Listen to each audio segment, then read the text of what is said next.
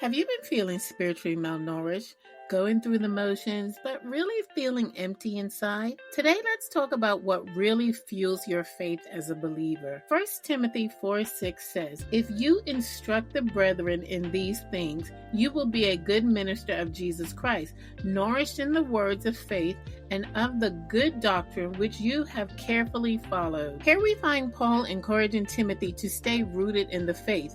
He reminds him that a healthy spiritual life depends on what you're feeding yourself. Listen, that means you can't be watching all that reality TV, because what you consume shapes who you become. Root is the first pillar in the purpose-minded woman's path to stewardship for a reason. It's where our connection to God through prayer, the word, and meditation brings forth revelation. This is where our food for our mind, our body, and our soul are actually produced. Just like your physical body needs real food, your spirit actually needs real truth.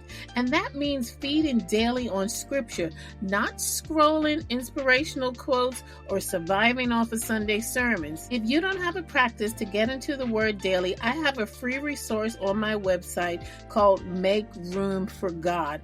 It's a 3-step practical process to get you back on track. If you're making time for God but not growing, check out my 30 Days to a Faith-Driven Mindset.